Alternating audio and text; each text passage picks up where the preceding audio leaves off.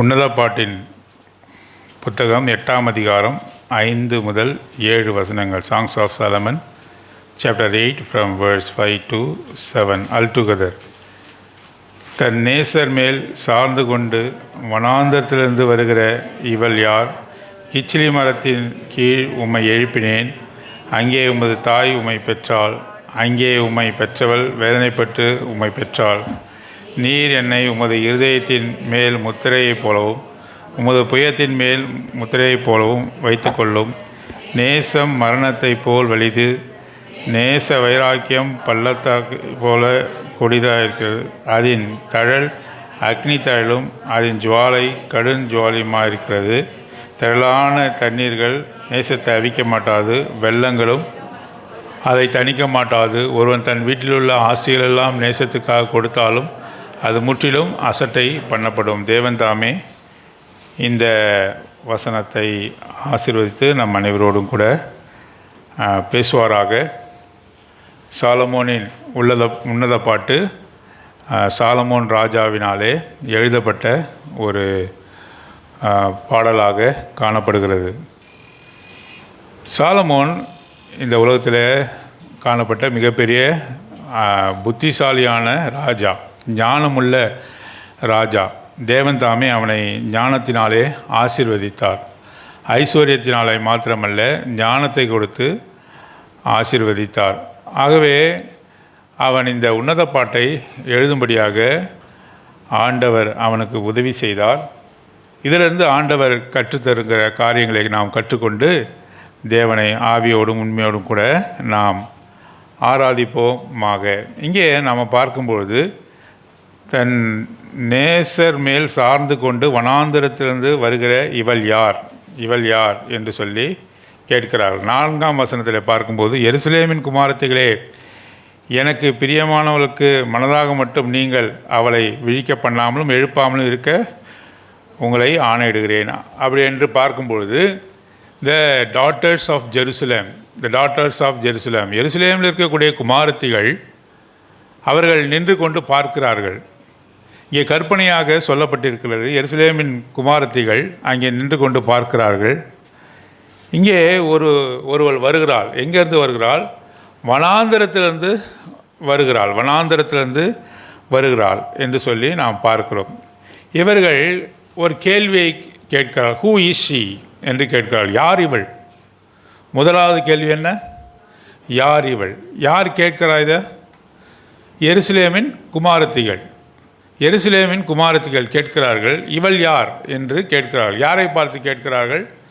அங்கே வனாந்தரத்திலிருந்து வருகிற இவளை பார்த்து அவர்கள் கேட்கிறார்கள். யார் இவள் என்பதற்கு முதலாவது நாம் பதிலளிக்க வேண்டும். Who is she?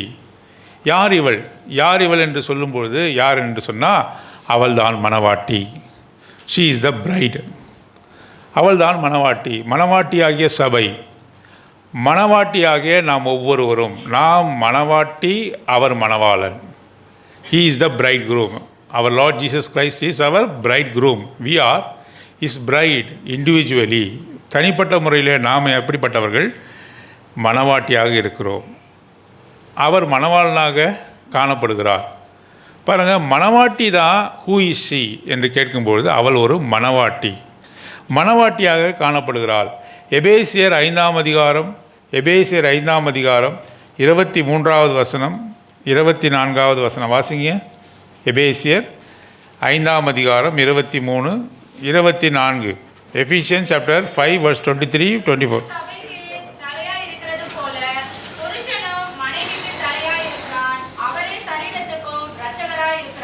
அவரே சரீரத்துக்கு இரட்சகராக இருக்கிறார்.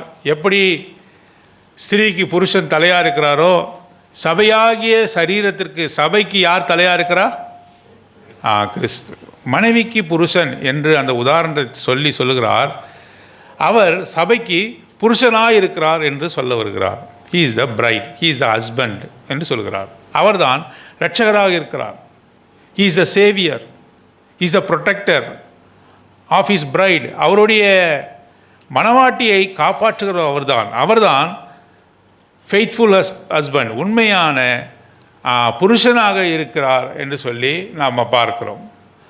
ஆகவே நாம் மணவாட்டி ஹூ இஸ் ஷீ என்று சொல்லும்போது யார் இவள் என்று எருசலேமின் குமாரத்திகள் கேட்கிறார்கள். அப்பொழுது யார் இவள்? அவள்தான் அங்கே மணவாட்டி என்று சொல்லி பார்க்கிறோம். 2 கொரிந்தியர் 11ஆம் அதிகாரம் 2ஆம் வசனம், 2 Corinthians chapter 11 verse 2 வாசிங்க. 2 கொரிந்தியர் 11:2. நான் உங்களை கற்புள்ள கன்னிகையாக கிறிஸ்து என்னும் ஒரே புருஷனுக்கு நியமித்தபடியால். இப்போ இந்த இடத்துல அப்போஸ்தலனாகிய பவுல் சொல்லுகிறார், நீங்கள் யாரு? நீங்கள் யாரு? திரும்ப வாசிங்க. நீங்கள் யாரு? உங்களை கற்புள்ள கன்னிகையாக. நீங்கள் யார் இப்பொழுது? கிறிஸ்துவா. கற்புள்ள கன்னிகை. வசனத்தை படிக்கிறீங்க, அதனுடைய காரியத்தை புரிஞ்சு கொள்ள மாட்டீங்க. கற்புள்ள கன்னிகை. கன்னிகை என்று சொல்லும்பொழுது அதோடு கூட சேர்த்து சொல்லுகிறார் வேர்ஜின் அப்படின்னு சொல்லுகிறார். அப்படி என்றால் கற்புள்ளவள், சீர்கட்டவள் அல்ல, சீரழிக்கப்பட்டவள் அல்ல. அவள் எப்படிப்பட்டவள்? கற்புள்ள கன்னிகை. யார் இடத்திலும் அவள் என்ன செய்தார்? சீரழிக்கப்படவில்லை. அவர் யாரிடத்திலும் ஏற்கனவே திருமணம் செய்யப்படவில்லை. அவர் எப்படிப்பட்ட பெண்மணியாக இருக்கிறாள்? கற்புள்ள கன்னிகை. கற்புள்ள கன்னிகை. ஆண்டவர் நம்மை கற்புள்ள கன்னிகையாக பார்க்கிறார். அப்போஸ்தலனாகிய பவுலுக்கு இருக்கின்ற வாஞ்சை என்ன? நம்மை கற்புள்ள கன்னிகையாக அவரிடத்தில் ஒப்பு கொடுக்க வேண்டும். அதுதான் அவருடைய மனத்தினுடைய வாஞ்சியாக இருந்தது. அப்போஸ்தலனாகிய பவுலுடைய வாஞ்சை என்ன? நம்மை கற்புள்ள கன்னிகையாக அவரிடத்தில் ஒப்பு கொடுக்க வேண்டும், மணவாட்டியாக ஒப்பு கொடுக்க வேண்டும். இன்று கற்புள்ள கன்னிகை என்று சொல்லும்போது இட் பிகம்ஸ் irrelevant டுடே. அப்படி என்றால் என்ன? இன்றைய நாட்களில் அதற்கு அவ்வளோ முக்கியத்துவம் கொடுப்பதில்லை. மேலை நாடுகளில் தான் அப்படி ஒரு அப்படி ஒரு சொசைட்டி இருந்தது, அப்படி ஒரு சமூகம் இருக்கிறது. ஆனாலும் இந்திய தேசத்திலும் அப்படிப்பட்ட ஒரு நிலைமை வந்து கொண்டே இருக்கிறது. கற்புள்ள கன்னிகையாக நாம் இருக்க வேண்டும் என்ற எண்ணம் பெண்களுக்கு குறைந்து கொண்டே வருகிறது. குறிப்பாக வாலிப பெண்களுக்கு குறைந்து கொண்டே வருகிறதை பார்க்கிறோம். ஏனென்று சொன்னால் திருமணத்துக்கு பிறகு ஒழுங்காக இருந்தால் போதும். இப்போ எப்படி வராங்க? திருமணத்துக்கு பிறகு நாம் ஒழுங்காக இருந்தால் போதும் என்ற நிலைமைக்குள்ளாக வருகிறார்கள். இது ரகசியமாக மாத்திரமல்ல, வெளியரங்கமாகவும் தெரிகிறது. பேப்பரில் பார்க்கும்பொழுது, மற்ற காரியங்களில் பார்க்கும்பொழுது வெளியரங்கமாகவும் தெரிகிறது. ஏனென்றால் நம்ம வாசித்தோம் இல்லையா, பத்திரிகையில் பார்த்தோம், நம்ம மீடியாக்கள் மூலமாக பார்க்குறோம். என்ன சொல்கிறாங்க? அந்த நடிகருக்கு நாங்கள் சகோதரியாக மாத்திரமல்ல மனைவியாக கூட போவோம்னு சொல்கிறாங்க. பார்த்தீங்களா இல்லையா? பார்க்கலையா? நாங்கள் மனைவியாக கூட போவோம். அதை பற்றி உனக்கு என்ன சொல்கிறாங்க? அதை பற்றி உனக்கு என்ன? அவருக்கு நாங்கள் மனைவியாக கூப்பிட்டா மனைவியாக கூட போவோம். எப்படி? ரகசியமாக சொல்லலை, ஊருக்கு நடுவில் டிவியில் அவங்க சொல்கிறாங்க, அவர்களுக்கு மனைவியாக கூட போவோம், அவர் எங்களை கூப்பிடட்டும், நாங்கள் போவோம் அப்படின்னு சொல்கிறாங்க. எப்படிப்பட்ட ஒரு சமுதாயத்துக்குள்ளாக நாம் வந்திருக்கிறோம்? எப்படிப்பட்ட சமுதாயத்துக்குள்ளாக நாம் வந்திருக்கிறோம்? சீரழிக்கப்பட்ட சமூகமாக இருக்கிறது. ஆனால் அப்போஸ்தலனாகிய பவுலினுடைய வாஞ்சை எப்படி இருக்கிறது? நாம் கிறிஸ்து என்னும் ஒரே புருஷனுக்கு கொடுக்கப்பட இருக்கிற கற்புள்ள கன்னிகை. அதை எப்பொழுதுமே நாம் ஞாபகம் வச்சிருக்கணும். வேர்ஜின் பிரைட், கற்புள்ள கன்னிகையாக இருக்கணும். எவ்வளோ பெரிய பாக்கியம்! ஒரு புருஷனுக்கு நீ கொடுக்கக்கூடிய மிகப்பெரிய கிஃப்ட் எது தெரியுமா? மிகப்பெரிய பரிசு எது தெரியுமா? உன்னை கற்புள்ள கன்னிகையாக அவனுக்கு ஒப்பு கொடுப்பது. அதுதான் மிகப்பெரிய பரிசாக அது காணப்படுகிறது. ஒரே புருஷன் தான் ஆண்டவராக இயேசு கிறிஸ்து என்னும் மணவாளனுக்கு ஒப்பு கொடுக்க ஆயத்தமாக்கப்பட்டிருக்கிற கன்னிகை நீ, கற்புள்ள கன்னிகை நீ. இதுதான் அப்போஸ்தலனாகிய பவுலினுடைய வாஞ்சையாக அது காணப்படுகிறது என்று சொல்லுங்க. யார் இவள் என்று சொல்லும்பொழுது அவள் கற்புள்ள கன்னிகை ஆகிய மணவாட்டி, கற்புள்ள கன்னிகை ஆகிய மணவாட்டி என்று நாம் அடையாளப்படுத்துகிறோம். நாம் ஒவ்வொருவரும் கற்புள்ள கன்னிகை ஆகிய மணவாட்டி என்று சொல்லி நாம் இதற்கு பதிலை கொடுக்கிறோம். 3வதாக வாசிக்கலாம். வெளிப்படுத்தின விசேஷம் 19வது அதிகாரம் 7ஆம் வசனம், 8ஆம் வசனம், 9ஆம் வசனம் Revelation chapter 19 verse 7, 8, 9. களி கூர்ந்து ஆட்டுக்குட்டியானவருடைய கல்யாணம் வந்தது, அவருடைய மனைவி தன்னை ஆயத்தம் பண்ணினாள். சொல்ல கேட்டேன்.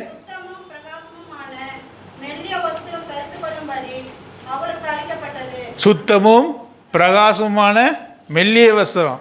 3 காரியத்தை சொல்றாரு அங்க பாருங்க. சுத்தமானது, அந்த மெல்லிய வஸ்திரம் எப்படிப்பட்ட, அந்த வஸ்திரம் எப்படிப்பட்டது? சுத்தமானது, பிரகாசமானது. 3வது மெல்லிய வஸ்திரம். பாருங்க, சில வெள்ளை சட்டைகள்லாம் பார்க்கும்பொழுது முதல்ல வாங்கினவொடனே போட்டால் எப்படி இருக்கும்? பளிச்சுன்னு இருக்கும். அதை துவைக்க என்ன ஆகும்? பளிச்சுன்னு இருக்குமா? மங்கி கொண்டே இருக்கும். அதோட வெளிச்சம் மங்கி கொண்டே. வெள்ளை சட்டை தான், ஆனாலும் கூட அது புதுசு இல்லை.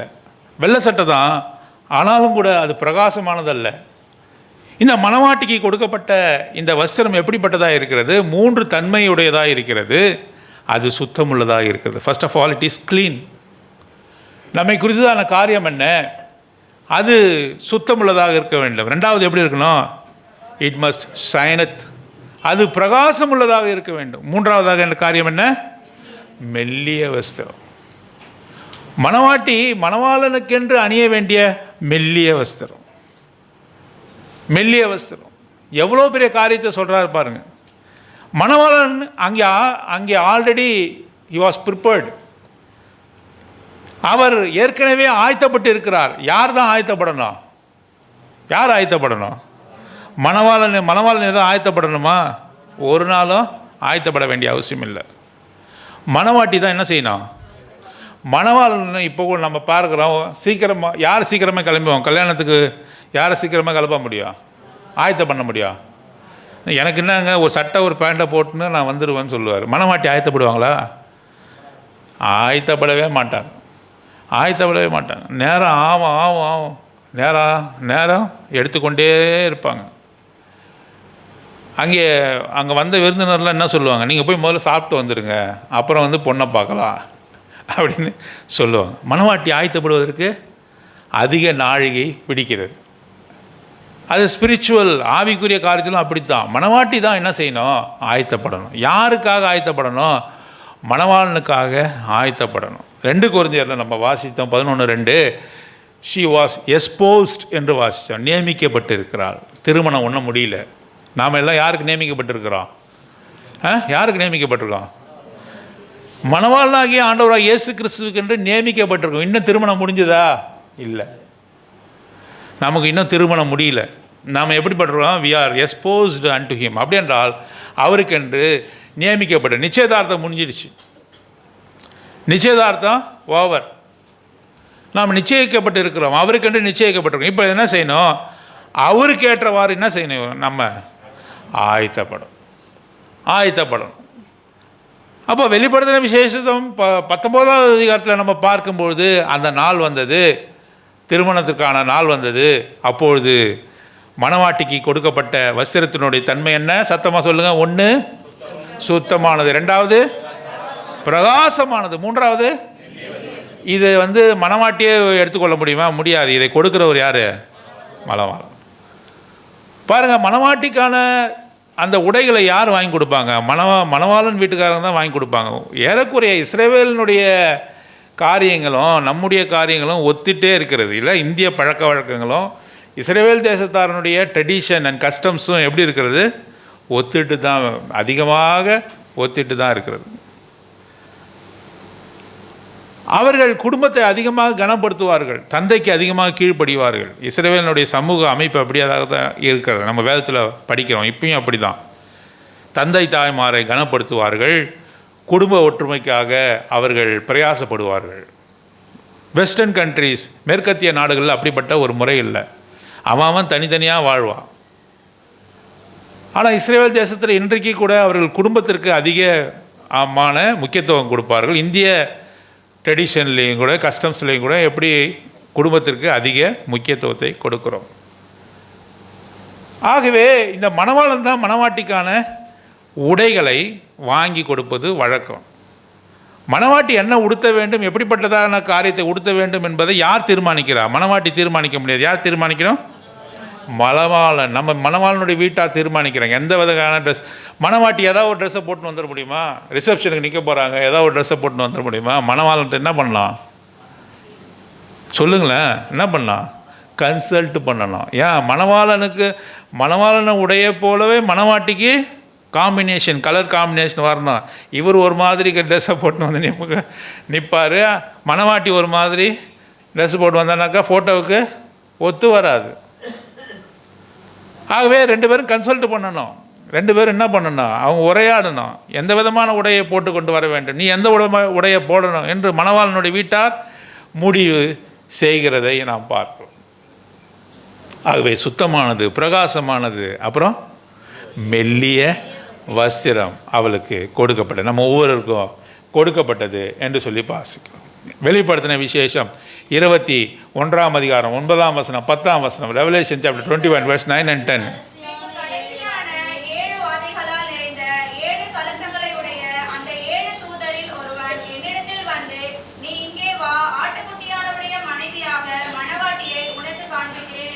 ஆட்டுக்குட்டியாகிய மணவாளனுடைய மணவாட்டியை காண்பிக்கிறேன். யார் அந்த மணவாட்டி? நம்ம தான், நாம் தான் மணவாட்டியை காண்பிக்கிறேன்னா. அடுத்தது,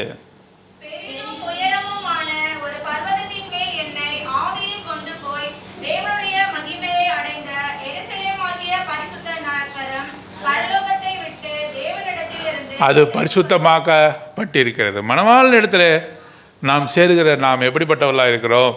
பரிசுத்தமாக்கப்பட்டவர்களாக இருக்கிறோம். Who is she? இப்போ நம்ம உங்களை பார்த்து கேட்குறேன், யார் அவள்? எருசலேமின் குமாரத்திகள் கேட்கிறார்கள், யார் அவள்? யார் அவள் சொல்லுங்களேன்? மணவாட்டி. எப்படிப்பட்ட மணவாட்டி? கற்புள்ள கன்னிகையாகிய மணவாட்டி. அவர் சீரழிக்கப்பட்டவள் அல்ல, சீரழிந்து போனவள் அல்ல, கெட்ட நடத்தையுள்ளவள் அல்ல. அவர் எப்படிப்பட்டவள்? கற்புள்ள கன்னிகையாகிய மணவாட்டி. அப்போஸ்தலனாகிய பவுலினுடைய வார்த்தையின்படி அவள் எப்படிப்பட்டவள்? கற்புள்ள கன்னிகையாகிய அவள் கிறிஸ்து என்று ஒரே புருஷனுக்காக நிச்சயிக்கப்பட்ட மணவாட்டி. வெளிப்படுத்தின விசேஷத்தில் வாசிக்கிறோம். அவள் எப்படிப்பட்டவள்? அவளுக்கு என்ன தன்மையான உடை கொடுக்கப்பட்டது? சுத்தமும் பிரகாசமுமான மெல்லிய வஸ்திரம். எப்படிப்பட்டதான காரியத்தை நமக்கு அவர் சொல்லுகிறார் பாருங்க. ஆண்டவர், எனக்கு நீர் என்னை எப்படி நீங்கள் அழகுபடுத்துகிறீர், எப்படியாக நான் அழகுபடுத்த, உமக்கு ஏற்றவனாக என்னை தகுதிப்படுத்துகிறீர். உமக்கு நான் தகுதியுடையவன் அல்ல, மருகே நிற்பதற்கு, நான் ஒரு மணவாட்டியாக மாறுவதற்கு நான் தகுதியுடையவன் அல்ல. நான் ஒரு வேசியின் மகள், நான் ஒரு வேசியின் மகன். நீர் என்னை தெரிந்து கொள்வதற்கும் உடைய மணவாட்டியாக என்னை மாற்றுவதற்கும் நீர் எவ்வளவாக நீர் பாடுபட்டீர். உம்முடைய சிலுவையில் சிந்தின இரத்தத்தின் மூலமாக என்னுடைய அழுக்கையெல்லாம் நீக்கும்படியாக நீர் செய்தீர். ஆட்டுக்குட்டியானவருடைய இரத்தத்தினாலே தோய்த்து வெளுக்கப்பட்டவர்கள். அப்படிப்பட்டவர்களாக என்னை மாற்றும்படியாக நீர் உம்மை ஒப்பு கொடுத்தீரே. ஆராதிக்கலாமா? நாம் ஆராதிப்பதற்குத்தான் வந்திருக்கிறோம். பாருங்கள், அடுத்த காரியத்தை நாம் வாசிக்கலாம். 5ஆம் வசனம், 8ஆம் அதிகாரம் 5ஆம் வசனம். உன்னத பாட்டு 8ஆம் அதிகாரம் 5ஆம்.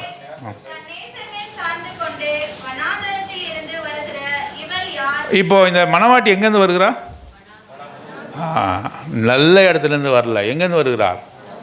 நம்மளுடைய நிலைமை என்ன? வனாந்தரமான வழிகள். ஆண்டவர் சொல்கிறாரு, உன்னை நான் எங்கே கண்டுபிடித்தேன்? வனாந்தர வழியிலும் அவாந்தரத்திலும் ஊழையிடுகிறதான அவாந்தர வழியிலே உன்னை கண்டுபிடித்தேன், நடத்தினேன், உணர்த்தினேன் என்று சொல்லுகிறார். உபாகமத்தின் புத்தகம் 32ஆவது அதிகாரம் 10ஆம் வசனம் 11ஆவது வசனம். Book of Deuteronomy chapter 32 verse 10 and 11 வாசிங்க. உபாகமத்தின் புத்தகம் 32. பாழான நிலத்திலும் அவர் உன்னை கண்டுபிடித்தார். நீ அவரை கண்டுபிடிக்கல. நல்லா பாருங்க, நீ அவரை ஒரு நாளும் தெரிந்து கொள்ளலை. 1 யோவான் 4ஆம் அதிகாரத்தில் வாசிக்கிறோம், நாம் ஏன் அவரை நேசிக்கிறோம்? ஏனென்றால் அவர் நம்மை முந்தி நேசித்ததனால் நாம் அவரை நேசிக்கிறோம். அவர் கண்டுபிடித்தார். வனாந்தரத்திலே விடாய்த்ததாய் காணப்பட்ட நம்மை அவர் கண்டுபிடித்தார். வாசிங்க. கண்டுபிடித்தார், அவரை நடத்தினார், உணர்த்தினார். இந்த ஒரு வசனம் போதும். முதல்ல கண்டுபிடிக்கிறார், வனாந்தர வழியிலே உன்னை கண்டுபிடிக்கிறார். கைவிடப்பட்ட ஸ்திரியை போல இருந்த நம்மை அவர் கண்டுபிடித்தார், நடத்தினார், நல்வழியை நடத்தினார், எது நல்லது கெட்டது என்று உணர்த்தினார். அது மாத்திரமல்ல, என்ன செய்தார்? கண்மணி போல் காத்தார். தெரிந்து கொண்டார், நம்மை தெரிந்து கொண்டார், நடத்தினார், நல்ல வழியிலே நடத்தினார். ஒரு வனாந்திரத்திலேருந்து ஒரு மனுஷன் அங்கே காணப்பட்டான் என்று சொன்னால் அவனுக்கு வழி தெரியாது. வனாந்திரத்தில் வழி கண்டுபிடிப்பது சுலபமா கஷ்டமா? மிக கஷ்டம். வனாந்திரத்திலிருந்து ஒரு மனுஷன் தன்னை பாதுகாத்து கொள்வது என்பது மிக மிக கடினமான காரியம். ஒரு டெசர்ட்டில் மாட்டிக்கொண்டான் என்று சொன்னால் அவன் வழி தெரியாமல் தொலைந்து போவான், அழிந்து போவான், மரித்து போவான். அவர் உன்னை வனாந்திரத்திலே கண்டுபிடித்தார், நடத்தினார், உணர்த்தினார். என்ன செய்தார்? கண்மணி போல உன்னை காத்தார். அவர் கண்டுபிடித்த தேவனாய் இருக்கிறார். ஆகவே வனாந்தரத்தின் வாழ்க்கை பாருங்கள். இஸ்ரவேல் ஜனங்களை தம்மை ஆராதிக்கும்படியாக ஈப்திலிருந்து அவர்களை புறப்பட பண்ணுகிறார். அப்படியே ஒரு ஜம்பு பண்ணி கானான் உள்ள வந்துட்டாங்களா? உங்களை நான் விடுவிக்கிறேன், ஒரே லீப்பு, ஒரே ஜம்பு. அடுத்த சனா இத்தனை பேர் எங்கே இருப்பீங்க? கானானில் இருப்பீங்கன்னு சொன்னாரா? இல்லை. சிவந்த சமுத்திரத்தை கடந்த உடனே அவர்கள் என்ன செய்தார்கள்? வனாந்தர வழியாய் போனார்கள். ஞானஸ்தானம் எடுத்த உடனே நம்மளுடைய வாழ்க்கை எப்படியா இருக்கும்? சோலை போல பூத்து குலுங்கும். கனிகளாலும் மரங்களாலும் சோலைவனமாக மாறுனாக்கா ஒரு நாள் நடக்காது. சிவந்த சமுத்திரத்திலே அவர்கள் ஞானஸ்தானம் கொடுக்கப்பட்டார்கள். உடனடியாக அவர்கள் எங்கே போனார்கள் என்று சொன்னால் வனாந்திர வழியாய் நடத்தினார். 40 வருடங்கள் எங்கே நடத்தினார்? வனாந்திரத்திலே அவர்களை நடத்தினார். நம்முடைய வாழ்க்கையில் என்ன இருக்கும்? வனாந்திர வாழ்க்கை இருக்கும். ஆனாலும் கர்த்தர் அவர்களோடு போனாரா, நடந்தாரா இல்லையா? வனாந்திர வழியிலே அவர் பகலிலே மேக ஸ்தம்பமாகவும் இரவிலே அக்னி ஸ்தம்பமாகவும் அவரே அவர்களோடு கூட நடந்து போனார். எவ்வளோ பாக்கியமான காரியம் பாருங்கள். மோசே சொல்லுகிறான், ஆண்டவரே நீர் எங்களோடு கூட வரவில்லை என்று சொன்னால் எங்களை ஒரு நாளும் நாங்கள் இந்த இடத்த விட்டு வரமாட்டோம். ஏனென்றால் எங்களுக்கு வழி தெரியாது. பாருங்கள், மோசே எவ்வளோ பெரிய நம்பிக்கையை ஆண்டவர் மீது வைத்தான் பாருங்கள். நீர் நடத்தவில்லை என்று சொன்னால், நீர் எங்களுக்கு முன்பாக போகவில்லை என்று சொன்னால் ஒரு நாளும் நாங்கள் இந்த இடத்த விட்டு வரமாட்டோம்னு சொன்னோம். ஏன் அப்படி சொன்னான்னு சொன்னால், வனாந்திர வழியில் எப்படி போகுது? எப்படி இவ்வளோ ஜனங்களை நாம் போஷிப்பது? ஆகவே நீர் எங்களுக்கு முன் செல்லவில்லை என்று சொன்னால் நாங்கள் வரல. ஆகவே தான் இஸ்ரவேலின் ஜனங்களுக்கு முன் நடந்த தெய்வமாக அவர்கள் நமக்கு முன்பாக நடக்கிறார். நாம் வாசிக்கலாம். 1 கொரிந்தியர் 10ஆம் அதிகாரம் 1ஆம் வசனம் 2ஆம் வசனம். 1 கொரிந்தியர் 10, 1, 2 வசனங்கள். சீக்கிரம் வாசிங்க. 1 கொரிந்தியர் 10ஆம் அதிகாரம் 1ஆம் வசனம் 2.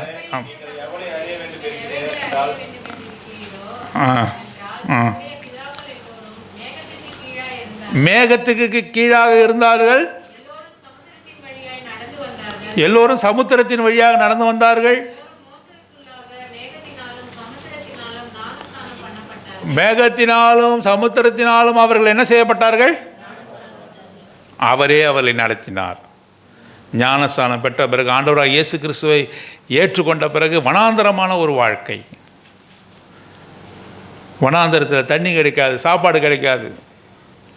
வனாந்தரம் ஒரு நிம்மதியான இடம் அல்ல, அது தங்கி தாபரிக்கும் இடம் அல்ல. முட்களும் பாறைகளும் திருடர்களும் வைல்டு பீஸ்ட் என சொல்லக்கூடிய காட்டு மிருகங்களும் இருக்கக்கூடிய இடம். அதன் வழியாக நம்மை நடத்துகிற தேவன், நம்மை கைவிடுகிற தேவன் அல்ல, அவ்வழியாகவே அவர் நடத்துகிற தேவன். யார் இவள்? முதல்ல அவள் யார்? ஒரு கற்புள்ள கன்னிகை. இரண்டாவதாக பார்க்கும்பொழுது அவள் யார்? வனாந்திரத்திலிருந்து வருகிறவள். ரெண்டாவது காரியம் என்ன? she comes out of wilderness. பாருங்க, இந்த ஜனங்க அந்த அந்த செங்கடலை அவர்கள் தாண்டி வந்த பிறகு அவருடைய ஒரே நோக்கம் என்ன? அந்த வனாந்திரத்திலிருந்து வெளியே வருவது. They are in progress. They are not confused. They where not confused. அவர்கள் குழம்பி போன ஜனங்கள் அல்ல. வனாந்திரத்திலிருந்து கானானை நோக்கி அவர்கள் முன்னேறி கொண்டிருக்கிற ஜனங்கள். நாமும் கூட இந்த வனாந்தரமான இந்த வாழ்க்கையில் இருந்து கஷ்டத்திலே இருந்து விடுகிறல்ல, இந்த பாடுகளிலிருந்து நாம் வெளியே வருகிற ஜனங்கள். வனாந்தரத்தின் வழியாக நடத்தினார். ஆனாலும் கூட அவருக்கு ஒரு நம்பிக்கை இருந்தது, ஒரு நாளிலே நாம் இந்த வனாந்தரத்திலிருந்து கானான் பாலும் தேனும் ஓடுகிற கானான் தேசத்துக்கு போய் சேருவோம் என்று சொல்லி அதை நோக்கியே 40 வருடங்கள் அவர்களுடைய பயணம் இருந்தது. வருகிறவள் யார் இவள்? வருகிறவள் யார் இவள்? வனாந்தரத்துக்குள்ளே இருப்பவள் சொல்லலை, வனாந்தரத்தை விட்டு வெளியே வருகிறவர் யார் இவள்? யாரோடு வருகிறாள்? தன் நேசரோடு வருகிறாள். எவ்வளோ காரியம் இந்த ஒரு வசனத்திலே காணப்படுகிறது என்று சொல்லி பார்க்கிறோம். திரும்ப வாசிங்க, உன்னத பாட்டு 8ஆம் அதிகாரம் 5ஆம் வசனம் வாசிங்க. இவள் யார்? முதல்ல ஒருவருக்கு யார் அவள்? கற்புள்ள கன்னிகை. இரண்டாவது வனாந்தரத்தில் வருகிறாள். வனாந்தரத்தில் வருகிற இவள் எப்படி வருகிறாள்? மெல்லிய வஸ்திரமாக போட்டுன்னு வரா, சார்ந்து கொண்டு வருகிறா. மெல்லிய வஸ்திரம் போட்டுக்கொண்டு தான் வர்றா. எப்படிப்பட்ட ஒரு போஸ்டர், எப்படிப்பட்டவளாக வருகிறாள்? யாரோடு கூட வருகிறாள்? தனியாக வருகிறாளா? இல்லை, யாரோடு வருகிறாள்? நேசரோடு வருகிறாள். எவ்வளோ பெரிய கம்ஃபர்டிங் வேர்ட், நமக்கு எவ்வளோ ஆறுதலாக கொடுக்கப்படுகிறது என்று இந்த வசனம் பாருங்கள். எப்படி வருகிறாள்? நேசர் முன்னாடி போகிறாரு, இவள் பின்னாடி வருகிறாள் என்று போடப்படவில்லை.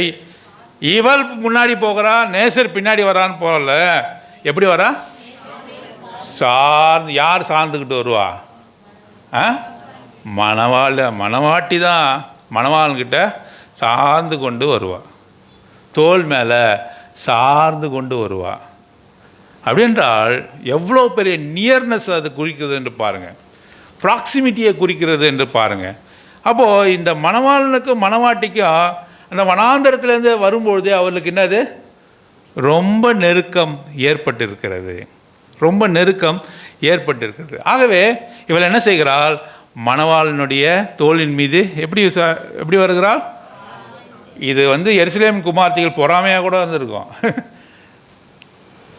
சார்ந்து கொண்டு வருகிறாள்.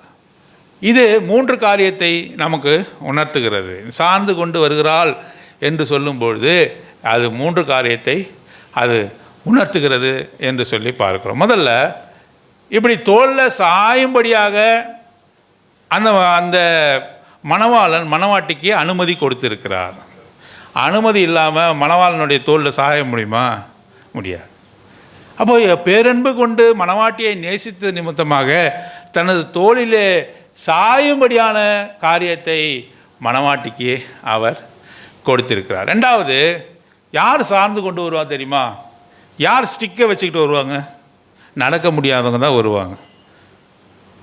ரொம்ப போல்டாக இருக்கிறவங்க, ஸ்ட்ரென்த்தாக இருக்கிறவங்க யாராவது சார்ந்துக்கிட்டு வருவாங்களா? பாருங்கள், பார்க்குறோம். ஹாஸ்பிட்டலுக்கு போகும்போது அநேகரை பார்க்குறோம், ஆட்டோ ரிக்ஷாவில் பார்க்குறோம், வேனில் பார்க்குறோம். எப்படி போகிறாங்க? பைக்கில் போகும்போது அப்படியே தோல் மேலே சாஞ்சிக்கிட்டு போகிறாங்க. ஏன்னா அவர்களை ஹாஸ்பிட்டலுக்கு கொண்டு போகிறவங்கன்னா சொல்கிறாங்க, என்னை கட்டி பிடிச்சி என் தோளில் சாஞ்சிக்குன்னு சொல்கிறாங்க. எப்போ சொல்கிறாங்க? நோயாகவும் பலவீனமாகவும் இருக்கும்பொழுது தான் என் மேலே சாய்ந்து கொள் என்று சொல்லுகிறார். திடகாத்திரமானவர்கள் என்ன சொல்கிறாங்க? அவளை கொண்டு போகிறவர்கள் என்ன சொல்கிறாங்க? என் மேலே சாஞ்சிக்கோ, என்னை கட்டி பிடித்துக்கோ என்ன சொல்கிறாங்க? எப்போ சொல்கிறாங்க? திடகாத்திரம் என்னை கட்டி பிடிச்சிட்டு என் மேலே சாஞ்சிவான்னு சொல்லுவாங்க. ஐயோ என் தோல்லாம் வலிக்குது, நானே வெட்டி என் மேலே வர நீ சாஞ்சி வண்டி தள்ளி விட்றான்னு சொல்கிறான். ஆனால் நோய்வாய்ப்பட்டு இருக்கும்பொழுது, ஒரு இடத்துலேருந்து இன்னொரு இடத்துக்கு போகும்பொழுது, அங்கே ஹாஸ்பிட்டலுக்கு போகும்போது என் மேலே சாஞ்சிக்கிடுப்பா, என்னை கட்டி பிடிச்சிக்கோ, என் மேலே படுத்துக்கோ அப்படின்னு சொல்கிறாங்க. எப்பொழுது? அந்த மனுஷன் மிகவும் பலகீனமாக இருக்கும்போது. மணவாட்டி மிகவும் பலகீனமானவள். மணவாட்டி மிகவும் பலகீனமானவள். இந்த மணவாளன் என்ன செய்கிறார்? மணவாட்டி தன் மீது சார்ந்து கொண்டு வரும்படியாக அவர் உதவி செய்கிறார். உங்கள் பாரத்தை எல்லாம் என் மீது வைத்து வருத்தப்பட்டு பாரம் சுமக்கிறவர்களே நீங்கள் எல்லோரும் என்னிடத்தில் வாருங்கள். என் மீது உங்களுடைய பாரத்தை வைத்து விடுங்கள் என்று சொல்கிறார். ஆகவே அவர் மீது சார்ந்து கொண்டு வருகிறோம். வனாந்திர வாழ்க்கை கடினமான வாழ்க்கை, வனாந்திர வாழ்க்கை தண்ணீரற்ற வாழ்க்கை, வனாந்திர வாழ்க்கை உணவற்ற வாழ்க்கை, வனாந்திர வாழ்க்கை பாதுகாப்பற்ற வாழ்க்கை, வனாந்திர வாழ்க்கை தொல்லை மிகுந்த வாழ்க்கை. ஆனாலும் ஒரு நம்பிக்கை இருக்கிறது. ஏனென்று சொன்னால், நான் யாருடைய தோளில் இருக்கிறேன்? சொல்லுங்களேன், சத்தமாக சொல்லுங்களேன். சந்தோஷமா இல்லையா? நான் யாரும் மீது சார்ந்து கொண்டு வருகிறேன்? எல்லாவற்றையும் பார்த்து கொள்ளக்கூடியவன், வனாந்திர வாழ்க்கையை கடக்கும் வரை என்னோடு கூட இருக்கக்கூடியவர், வனாந்திர வாழ்க்கையை நான் கடந்து முடிக்கும் வரை அவர் தோளிலே நான் சார்ந்து கொண்டு போவேன். கடினமான வாழ்க்கை தான் இந்த வாழ்க்கை, மிகவும் கடினமான வாழ்க்கை. வாரத்தின் ஒரு நாள் இந்த வசனம்லாம் கேட்குறோம், ரொம்ப சந்தோஷமாக இருக்குது. ஆனால் வாரம் முழுவதும் எவ்வளோ கடினமாக இருக்கிறது, எவ்வளோ பிரச்சனைகள் வருகிறது. வேலையிலே, குடும்பங்களிலே எவ்வளோ பிரச்சனை வருகிறது. தனிமையாக இருப்பது போல் உணர்கிறீர்களா? அப்பொழுது இப்போ இந்த வசனத்தை வாசிங்க. 8ஆம் அதிகாரம் உன்னத பாட்டு 5ஆம் வசனத்தை, நேசர் மேல் சார்ந்து கொண்டு வருகிற இவள் யார்? நீங்கள் தனியாக இல்லை, ஆண்டவர் மீது, ஆண்டவருடைய தோளின் மீது சாய்ந்து கொண்டு வருகிறவர்கள். 2 கொரிந்தியர் 12ஆம் அதிகாரம் 9ஆம் வசனம் 10ஆம் வசனம் வாசிங்க. 2 கொரிந்தியர் 12 9 10 வாசிங்க. என் கிருபை உனக்கு போதும், உன்னுடைய பலவீனத்திலே என்னுடைய பலன், உன்னுடைய பலவீனங்களின் தருணங்களில், in your weakness time, in your trials, in your temptation, in your tribulations, I will gird you with my strength. என்னுடைய பலத்தினாலே உன்னை இடை கட்டுவேன் என்று சொல்லுகிறார். நீ பலகீனமானவள், நான் உன்னை விட்டு விலகிறதும் இல்லை, கைவிடுகிறதும் இல்லை, ஆசீர்வாதங்கள்லாம் நான் உனக்கு கொடுக்கிறேன் என்று அவர் சொல்லுகிறார். யோவான் சுவிசேஷம் 15ஆம் அதிகாரம் 5ஆம் வசனம். யோவான் சுவிசேஷம் 15:5 வாசிங்க.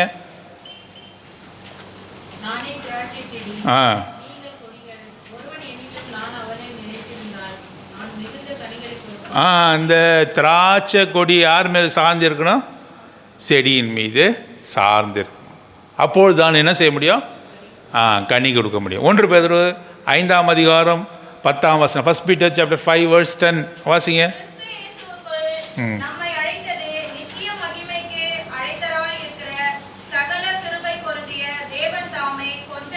கொஞ்ச காலம் பாட அனுபவிக்கிற, முக்கியமான வசனம், கொஞ்ச காலம் பாட அனுபவிக்கிற வில்டர்னஸ் வாழ்க்கை எப்படிப்பட்டது?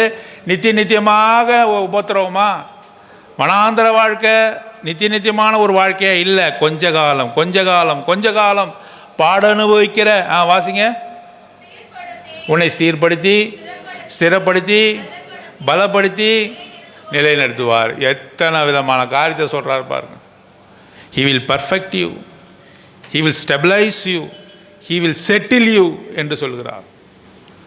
உன்னை சீர்படுத்தி, ஸ்திரப்படுத்தி, பலப்படுத்தி நிலைநிறுத்துவார். He will strengthen you, He will establish you, He will perfect you. அங்கே வார்த்தை போடப்பட்டிருக்கு, perfect you. He is already perfect. He will make you perfect. உன்னை பரிபூர்ணப்படுத்துவார். உன்னை பரிபூர்ணப்படுத்துகிற கர்த்தர். எப்பொழுது? கொஞ்ச காலம் வனாந்தர வாழ்க்கையில் சந்தோஷமாக இருக்கிறியா நீ? பெண்டிகாஸ்டல் சர்ச்செலாம் போனீங்கன்னா சந்தோஷமாக இருக்கவங்களாம் கை தூக்குங்க, சந்தோஷமாக இருக்கவங்களாம் கை தூக்குங்க. அவரும் கை தூக்குவார், அவங்களும் சேர்ந்து கை தூக்குவாங்க. சந்தோஷமாக இருக்கிறவங்களாம் கை தூக்குங்க, கை தூக்கலாம் நம்ம சந்தோஷமாக இருக்கணும்னு நினச்சிக்குவார் போதகர்னு, எல்லாரும் கை தூக்கும். ஆனால் உண்மையில் என்ன? மனசில் பாரம், அழுத்தம், கஷ்டம், இதெல்லாம் மனசில் இருக்கும். வெளியரங்கமாக சிரிக்கிறோம், உள்ள அழுகுறோம். கொஞ்ச காலம் பாடு இருக்கிறது.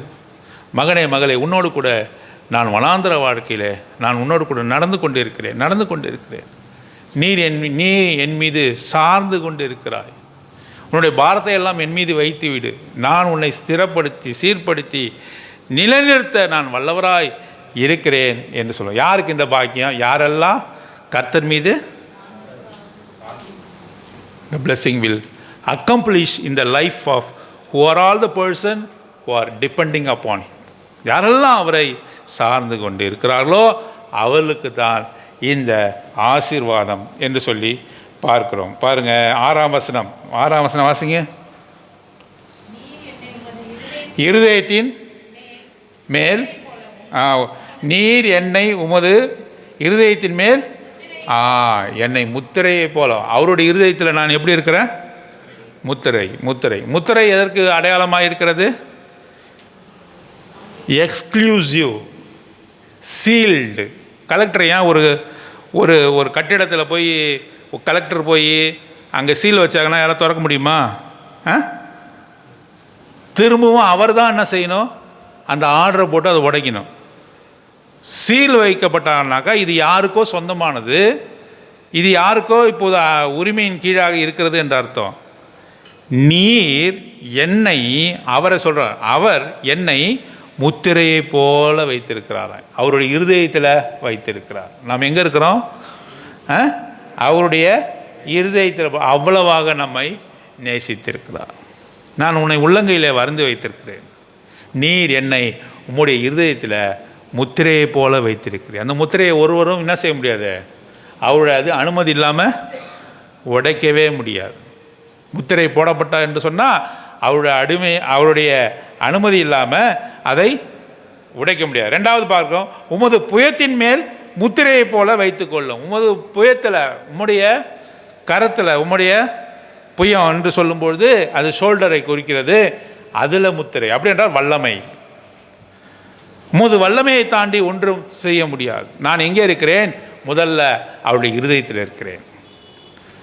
அவருடைய இருதயத்தில் யாருமே அந்த முத்திரையை உடைக்க முடியாது. ரெண்டாவது எங்கே இருக்கிறேன்? அவருடைய புயத்தில் இருக்கிறேன்.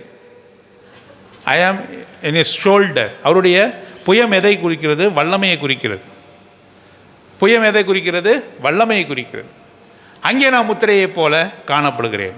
அவருடைய வல்லமைக்கு கீழாக நான் காணப்படுகிறேன். அவ்வளவாக என்னை அவர் நேசித்தார் என்று சொல்லி பார்க்கிறோம். பாருங்கள், அடுத்த வார்த்தை, நேசம் மரணத்தை போல வலிது. அவர் எப்படி நேசிக்கிறார் நம்மை? மரணத்தை போல. மரணம் எப்படி உண்மையானதோ, மரணம் நிச்சயமானது இல்லையா? மரணம் என்னது? நிச்சயமானது. அதுபோல் அவருடைய நேசமும் எப்படிப்பட்டது? நிச்சயமானது, உறுதியானது. அந்த நேசத்திலிருந்து ஒரு நாளும் அவர் விலகி போகிறதில்லை. நேச வைராக்கியம் எதை போன்றது? எதை போன்றது? பாதாளத்தை போன்றது. பாதாளத்தை போன்றது என்று சொல்லி பார்க்கிறோம். பாதாளம், மரணம் இதெல்லாம் எப்படி உறுதியானதோ அப்படிதான் அவருடைய நேசமும் இருக்கிறது என்று சொல்லி பார்க்கிறோம். அடுத்தது வாசிக்கலாம். அதன் தழல் அக்னி தழலும் அதன் ஜுவாலை கடுஞ்சுவாலையுமாக இருக்கிறது. கடுஞ்சுவாலை, அதிகமான வெப்பம், அதிகமான நெருப்பு, இதெல்லாம் அழிப்பதற்கு அவ்வளவாக முடியாது.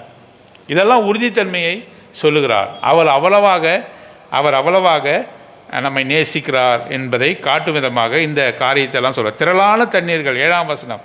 நேசத்தை என்ன செய்ய முடியாது?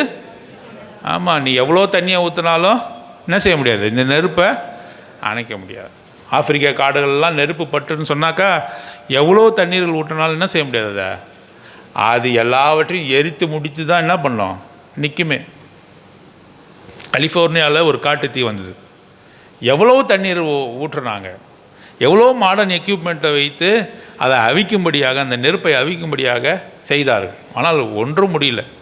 அது எங்கெங்கெல்லாம் போய் எல்லாத்தையும் நிர்மூலமாக்கும் வரை அதை ஒன்றுமே செய்ய முடியல. ஆகவே கலிஃபோர்னியா மாகாணத்தில், அமெரிக்கா தேசத்தில் அதிகமான பணக்காரர் இருந்தாங்க, அதிகமான வில்லாஸ், பங்களோஸ் இருந்தது. எல்லாவற்றையும் நெருப்பானது தீக்கிரையாக்கி போட்டது. எவ்வளோ தண்ணீர் ஊற்றினாலும் அவிக்க முடியாமல் போயிடுச்சு. அதே போல் அவர் நம்மீது, நாம் அவர் மீதும் கொண்டிருக்கிற நேசத்தை என்ன பண்ண முடியாது?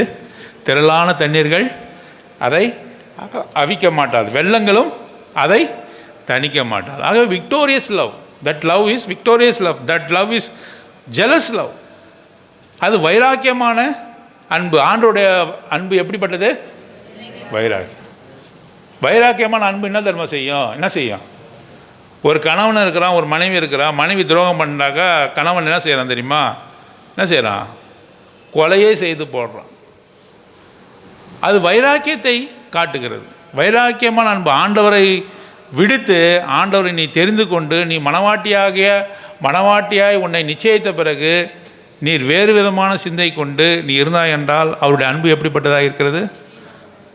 வைராக்கியமான அன்பு. வைராக்கியமாக என்னை விட்டு நீ போனாக்கா உன்னை விடமாட்டேன்ற அன்பு. ஒரு நாள் அவர் விடமாட்டார். வைராக்கிய வாஞ்சாய் நம்மை நேசிக்கிற தேவன். அவருடைய அன்பு விக்டோரியஸ் லவ், அது வெற்றி கொண்ட அன்பாக இருக்கிறது. எவ்வளவு தண்ணீரை ஊற்றினாலும் அதை அழிக்க முடியாத அன்பாக அது இருக்கிறது என்று சொல்லி பார்க்கிறோம். அது மாத்திரமல்ல, ஒருவன் தன் வீட்டில் உள்ள ஆசைகளெல்லாம் நேசத்துக்காக கொடுத்தாலும் அது முற்றிலும் அசட்டை பண்ண முடியும். அந்த அன்பை நீ என்ன பண்ண முடியாது? காசு கொடுத்து ஆண்டவரே நீங்கள் என்னை நேசித்து தான் ஆகணும், அதுக்காக என்னுடைய பணத்தை கொடுக்குறேன்னு சொல்ல முடியுமா? கடையில் போய் ஆண்டவருடைய அன்பை வாங்க முடியுமா? நேசருடைய அன்பை வாங்க முடியுமா? வாங்கவே முடியாது. It cannot be bought. நான் உன்னை நேசிக்கிறேன் என்பதற்கு எந்த விதமான ரீசனும் அவர் சொல்வதில்லையா. ஏசாவை வெறுத்து யாக்கோபை அவர் நேசித்தார் என்பதற்கு எந்த விதமான ரீசனும் இன்னை வரையும் பைபிளில் சொல்லப்படல. பிள்ளைகள் கற்பத்திலே நன்மை தீமை அறியாதிருக்க ஏசாவை வெறுத்து யாக்கோபை நேசித்தேன். இதை எப்படி புரிந்து கொள்வதுன்னே தெரியல. இது எப்படி வியாக்கியானம் பண்ணுவதுன்னு தெரியல. How to explain it? It is very hard. It is beyond our comprehension. நம்மளுடைய அறிவுக்கு எட்டாதாக இருக்கிறது. கற்பத்தில் போய் யாராவது தீமை செய்வாங்களா? ஏசாவுக்கும் யாக்கோபுக்கும் கற்பத்திலே சொன்னாராம், ஏசா நீ கெட்டவன், யாக்கோபு நான் உன்னை தான் நேசிக்கிறேன். எங்கே சொன்னார்? வளர்ந்து வந்து அவன் நன்மை செய்யும்போது சொல்லலை, வளர்ந்து வந்து ஏசா தீமை செய்யும்போது சொல்லலை. எங்கே பிரிச்சுட்டாரு? ஏசாவை வெறுத்து யாக்கோபை நேசித்தேன்னு சொல்கிறார். இதை எப்படி நீங்கள் விளக்குவீங்க? உங்களை நேசித்ததுனால நான் அவர் உங்களை ரட்சித்து கொண்டார், உங்கள் பாவத்தை கழுவினார், அவரை சொந்த பிள்ளையாக மாற்றினார், அவரோட ராஜ்யத்தை சுதந்திரிக்கும்படியாக உங்கள் ஒவ்வொருவரும் தேர்ந்தெடுத்து கொண்டார். இதற்கு அவர்கிட்ட போய் விளக்கம் கேட்டிங்கன்னா அவர் சொல்ல மாட்டார். இதை கேளுங்க. அதாவது அவர் பதில் சொல்ல மாட்டார். நான் உனக்கு பதில் சொல்ல வேண்டிய அவசியம் இல்லைன்னு சொல்கிறார். அவர் உன்னை நேசித்ததுக்கான பதில் அவர் ஒரு நாளும் சொல்ல வேண்டிய அவசியம் அவருக்கு இல்லை. ஆகவே அவர் சொல்லுகிறார், திரளான நேசம், உன் மீது வைத்த நேசத்தை தண்ணீர்களாலே அழிக்க முடியாது, அக்னி ஜுவாலினாலே அங்கே அழிக்க முடியாது என்று அவர் சொல்லுகிறார். அவர் எங்கே வைத்திருக்கிறார்? நம்மை அவருடைய இருதயத்திலே முத்திரையை போல வைத்திருக்கிறார். அவருடைய புயத்திலே முத்திரையை போல அவர் வைத்திருக்கிறார். திரளான தண்ணீர் அழிக்க முடியாது. ஒருவன் தன் ஆசையெல்லாம் கொடுத்து கூட அந்த நேசத்தை என்ன பண்ண முடியாது? வாங்க முடியாது. You cannot buy the love of our God என்ன சொல்லுவோம்? யார் இவள்? திரும்ப சொல்லுங்கள். யார் இவள்? கற்புள்ள கன்னிகை. கற்புள்ள கன்னிகை மாத்திரமல்ல, அவள் யார்? மணவாட்டி. எப்படிப்பட்டது? யாருக்காக நியமிக்கப்பட்டிருக்கிறார்? கிறிஸ்து என்னும் ஒரே புருஷனுக்கு. அந்த வஸ்திரத்தின் தன்மை என்ன? சுத்தமும் பிரகாசமான மெல்லிய வஸ்திரத்தை கொடுத்திருக்கிறார். ஆகவே வெளிப்படுத்தின விசேஷத்தில் இப்போ நம்ம பார்க்கும்போது அந்த நாளுக்கென்று நாம் ஆயத்தப்படுகிறோம் என்று சொல்லி. யார் இவள் என்று சொல்லும்பொழுது அவள் ஒரு மணவாட்டி, கற்புள்ள மணவாட்டி. ரெண்டாவதாக நம்ம பார்க்கிறோம், அவர் எங்கேருந்து வருகிறாள்? வனாந்தரமான வாழ்க்கை. வனாந்தர வாழ்க்கையில் அவர் நம்மோடு கூட இருக்கிறார். எங்கே நம்ம வாசித்தோம்? அவர் நம்மை 32 என்ன வாசித்தோம்? நம்ம எங்கே கண்டுபிடித்தார்? பாழான நிலத்திலும் உள்ள எடுத்தாலும் அவாந்திர வெளியிலும் நம்மை கண்டுபிடித்து கண்டித்தார், நடத்தி உணர்த்தி கண்மணி போல நம்மை காத்த தேவன். வனாந்தரத்தை நம்ம கைவிட்டாரா? இல்லை, அவர் நம்மோடு கூட நடந்து வருகிறார் என்று சொல்லி பார்க்கிறோம். நம்மோடு கூட அவர் நடந்து வருகிறார் என்று சொல்லி பார்க்கிறோம். எப்படி இஸ்ரவேல் ஜனங்களோடு கூட வனாந்தரத்திலே நடந்த தேவன் நம்மோடு கூட அவர் ஒரு நாளும் கைவிடாதபடி நடந்து வருகிறார். ஆகவே நம்ம அப்போஸ்தலனாகிய பவுல் சொன்ன வண்ணமாக கொஞ்ச காலம் பாட அனுபவிக்கிற உங்களை அவர் என்ன செய்ய போகிறாரு? சீர்படுத்தி, ஸ்திரப்படுத்தி, பலப்படுத்தி நிலைநிறுத்துவார். எங்கே வாசிக்கிறோம்? 1 பேதுரு 5ஆம் அதிகாரம். 5ஆம் அதிகாரத்தில் நம்ம வாசிக்கிறோம். நம்மோடு கூட நடக்கிற தேவன். அவர் நம்மோடு கூட நடக்கும்போது நாம் எப்படி அவரோட கூட இருக்கிறோம்? அவரிடத்துல தோளிலே சார்ந்து கொண்டு நடக்கிறோம். நம்முடைய எல்லா பாரத்தையும் அவர் மீது வைத்து விடுகிறோம். அவர் நம்மோடு கூட நடக்கிற தேவனாக இருக்கிறார். அவருடைய அன்பு எப்படிப்பட்டது? அவர் முத்திரையாக தன் இருதயத்தில் வைத்திருக்கிறார், முத்திரையாக தன்னுடைய புயத்தில் அவர் வைத்திருக்கிறார். அவருடைய அன்பும் அவர் நம் மீது கொண்ட அன்பும் நாம் அவர் மீது கொண்ட அன்பும் அக்னி ஜுவாலையை போல இருக்கிறது. மரணத்தை விட வலிது, பாதாளத்தை விட கெடியதாக இருக்கிறது என்று சொல்லி பார்க்கலாம். அவ்வளோ வலிதாக இருக்கிறது. அது ஒரு நாளும் ஒருவரும் அழித்து விட முடியாது. அப்பேற்பட்ட அன்பாக இருக்குது. திரளான தண்ணீர்கள் அதை அழிக்க மாட்டாது என்று சொல்லி வாசிக்கிறோம். அது மாத்திரமல்லாமல் எவ்வளோ பணம் கொடுத்தாலும் என்ன செய்ய முடியாது? என்னையும் ஆண்டவரையும் என்ன பண்ண முடியாது? இந்த அன்பை பிரிக்கவே முடியாது. அவ்வளவாக என்னை நேசித்த இந்த ஆண்டவருக்கு நான் என்னுடைய மனதிலிருந்து, உள்ளத்தின் அடியாழத்திலிருந்து அவரை ஆராதித்து மகிழும்படியான பாக்கியத்தை தருவாராக.